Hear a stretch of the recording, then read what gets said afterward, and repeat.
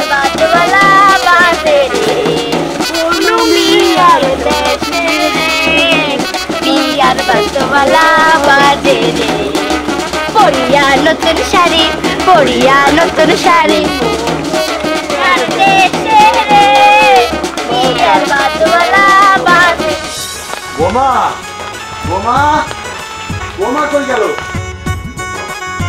এই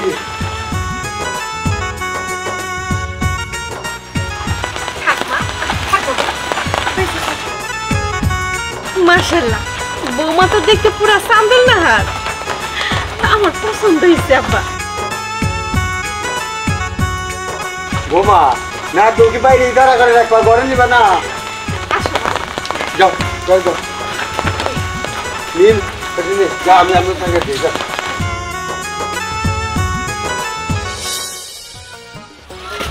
আরে বন্ধু বিয়া করলি দাওয়াত তো দিলি না এই তোর তো দাঁত দিয়েছিলামই তুই দিনে বললি যে তোর কোন বোনের বলে বিয়া তুই ওই জায়গায় গেছিলি আচ্ছা বন্ধু তোর বউটা না অনেক সুন্দর আচ্ছা দোস্ত তোর কোনো শালি আছে নাকি আর না দোস্ত আমার কোনো শালিও নাই শালাও নাই আমার শ্বশুরের একমাত্র মেয়ে বিয়ে করছি আমি ও বুঝতে পারলাম আচ্ছা তো তাহলে আমি যাই হ্যাঁ ঠিক ওটারে আছে গ্রামটা ঘুরে দেখাই আচ্ছা যা দোস্ত জীবনে তো মেলা যাই আমি করলাম কিন্তু এইবার তোর বউর পিছনে লাগলাম কারণ তোর বউ আমার মনে ধরছে রে যেইভাবে হোক তোর সংসার ভাঙ্গে তোর বউরে আমার সংসার আনবে শুনো তুই একটু দাঁড়াও আমি আসছি আসি মানে তুমি আবার কোথায় যাবে আমার একটা কাজ আছে কাজ তোমার আবার কিসের কাজ একটু আচ্ছা ঠিক আছে আমি জায়গায় দাঁড়াচ্ছি বস।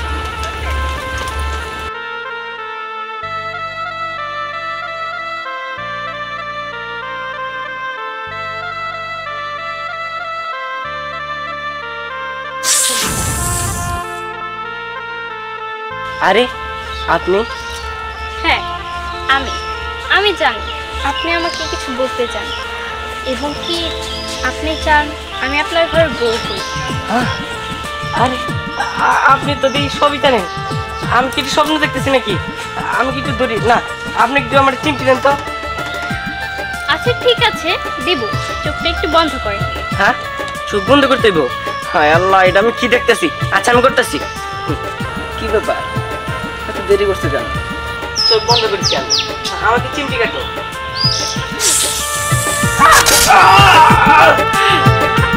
শয়তান তোর এত বড় সাহস তুই আমার সংসার ভাঙবি আমি সর্পকন্যা পড়ি আমি এই কাজ কখনোই হতে দেব না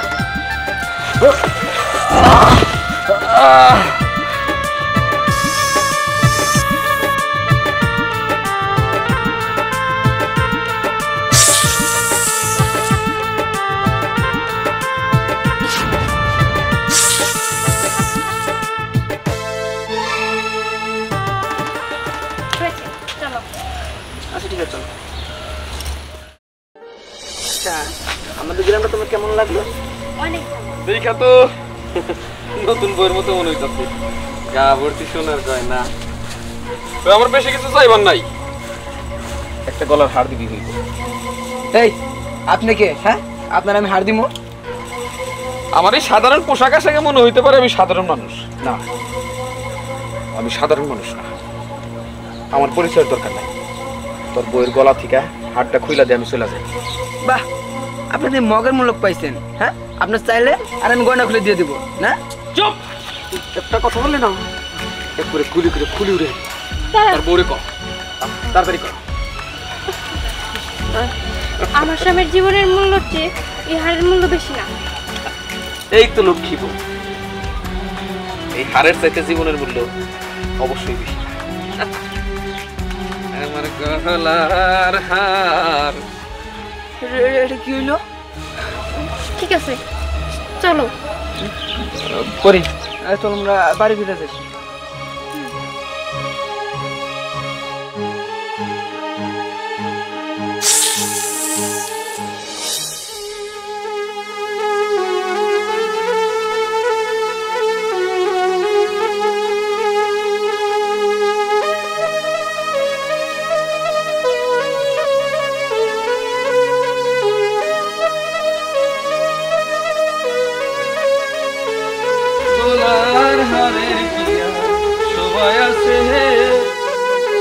আমি যাবো স্বর্ণকা। কিরে তুই তো ওই মেয়েটাই যার কাছ থেকে এই হাতটা ছিনে আনছি।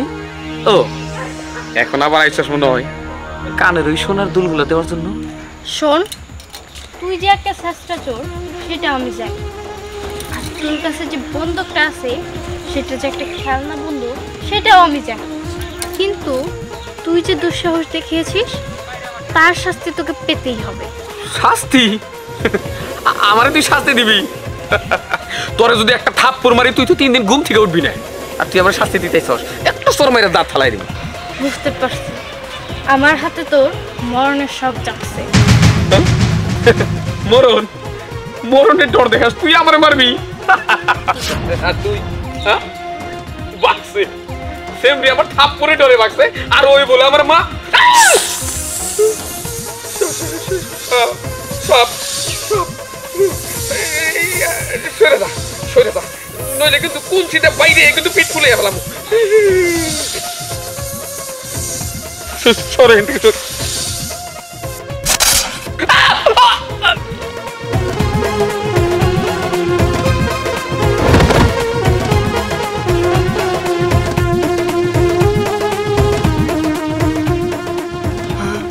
কি দেখলাম? আমার নাতি সাপ। আমি কি দেখলাম এটা?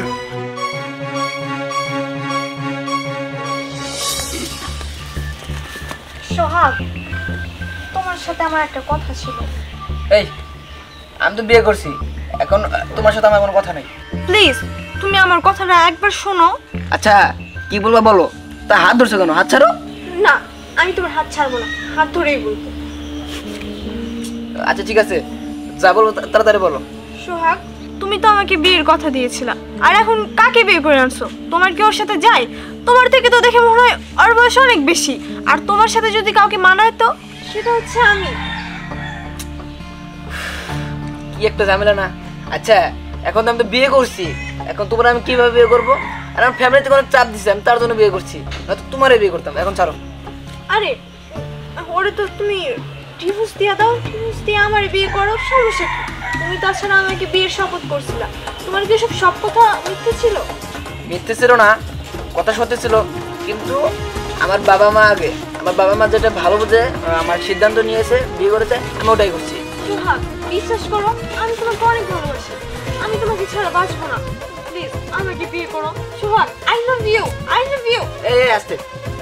আচ্ছা ঠিক আছে, আমি দেখতেছি, আমার সময় দাও, আমি আগে বুঝা নই, চিন্তা ভাবনা করি, তারপর তোমার ডিসিশন জানাতেছি। আমি এখন আসি। আচ্ছা ঠিক আছে, পরে কিন্তু আমারে জানিও। যেমনি করে হই সোহাগরে আমার পাইতেই হইব, যেমনি করে হোক সেটা আমি সোহাগরে পাই আইসাম।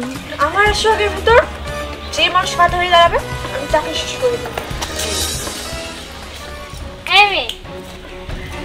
শোন, সোহাগ আমার স্বামী, ওর দিকে তাকালে চোখ আমি তুলে নেব। এই জানিস না এই আমি তুই কি বলতে চাস? হ্যাঁ, কি বলতে চাই? সোজা কথা কি কান দিয়ে ঢুকছে না তোর? মা, সোহাগ শুধু আমার, আর আমার আর সোহাগের মাঝখানে তুই হচ্ছে একমাত্র কথা। তোরে আমি যেই দিন একদম শেষ করে দিতে পারবো সেই দিন আমি শান্তি পাবো। এখন সর, আমার রাস্তা থেকে সর। যাবো মানে? যাওয়ার জন্য তো আমি আসিনি। এই তুই হচ্ছে একটা সামান্য মহিলা, বুঝছস? আমি যদি তোর একটা ফুদি তাহলে তুই সেই হাওয়ার সাথে উড়ে যাবি, বুঝছস? এর থেকে ভালো তুই আমার রাস্তা থেকে সরে দাঁড়া, আর সোহাগরে আমার হাতে তুই লাগবি। পারলে তুই আমাকে কিছু করে দেখা। কি করে দেখা মানে? তুই দেখবি আমি কি করতে পারি।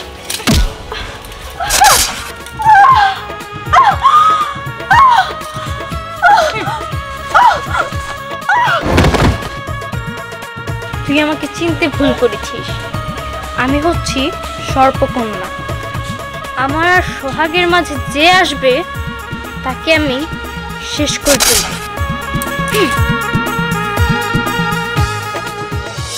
কি কি কইতেছেন আব্বা?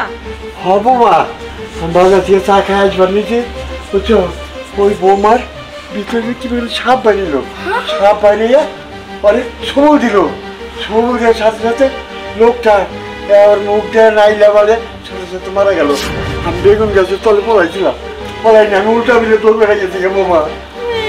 বিশ্বাস করবে না করবে বুঝো। দাদু আমার মনে হয় তুমি চোখে ঝাপসা দেখছো। ভাবির মধ্যে থেকে আমার কেমনে সাপ বেরোবো? ঝাপসা দেব মানে চশমা স্যার, আমি তো চশমা ছাড়া থেকে একটু কম দেখি, কিন্তু চশমাতে আমি নগদে দেখছি। মা, দাদা এসব কি কইতেছে? ভাবির মধ্যে সত্যি কি সাপ নাকি? আমি তো সব নাটক সিনেমায় দেখছি যে হইতেছে মানুষের মধ্যে থেকে সাপ বেরোয়, কিন্তু আজকে কি বাস্তবে দেখতে হবে নাকি? আমার বিশ্বাস কিন্তু হয় না। আমি তো কিছু বুঝতেছি না, এটা কি করে সম্ভব আব্বা? আপনি হয়তো ভুল দেখছেন, আমার এগুলো বিশ্বাস হইতেছে না। বোমা, আমি সত্য কইতেছি, আমি নিজের চোখে দেখছি। বোমা, সোহাগের যে বিয়ে করেছি নিশ্চয়ই ও নাগিন। আচ্ছা, আমার তো বিশ্বাস হচ্ছে না, এই হারটা তোমাকে আবার ফেরত দিল? হ্যাঁ, হারটা আমাকে ফেরত দিয়ে দিল। উনি আমাকে বললো তুমি তো একটা নতুন বউ, তোমার হারটা না আমার ঠিক হয়নি। ও আচ্ছা আচ্ছা, ঠিক আছে চলো। চলো। ওই তো ভাবি চলে আসছে। আয় দাঁড়া, লাগিয়ে দাঁড়া। কেন, কিছু হয়েছে? না আসলে মা বলবো, আসলে হয়েছে কি, দাদু বলতেছে যে আপনার মতে নাকি সাপ আছে, সাপ বেরোয় নাকি হইতেছে কারে সুবল মাইরা ফেলাইছে। আরে না, কি কি কি বলছেন এসব? দেখেন, আপনার হয়তো বা কোথাও ভুল হয়েছে, আর মানুষ কোনোদিন ছাপ হতে পারে না। নাতিব, তুমি আমার সাথে মিথ্যা কথা বলো। আমি নিজের চোখে দেখছি যে এই লোকটারে সবল মাইরে তুমি মাইরে হারাইছো, আর তুমি অস্বীকার করো। যাইকে অস্বীকার করো, কোনো অসুবিধা নাই। যদি কালু সর্দারে এখনই ডাকটাইছি, ও বিন বাজালি, তুমি সাপ না মানুষ, এখনই বলবান হয়ে যাবো। আরে দাদা, আমি কিছুই বুঝতে পারতাছি না। চুপ, তুই বুঝবি না, একটু পরে বুঝতে পারবি তুই কারি নিয়ে ঘর সংসার করো। আমি যাই, দেখে নিয়ে আসি। দাঁড়ান দাদা, আপনার যাওয়ার কোনো প্রয়োজন নেই। আপনি যেহেতু সব দেখিয়ে ফেলেছেন, এখানে লুকিয়ে কোনো কাজ নেই। হ্যাঁ, আমি একজন সর্পকন্যা।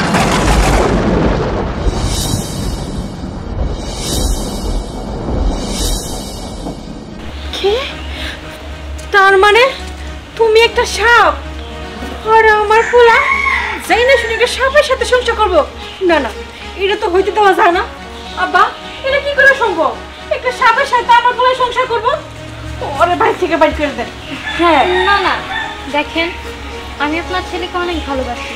আমি যখন আপনার ছেলেকে প্রথম দেখেছি তখনই ভালোবেসে ফেলেছি।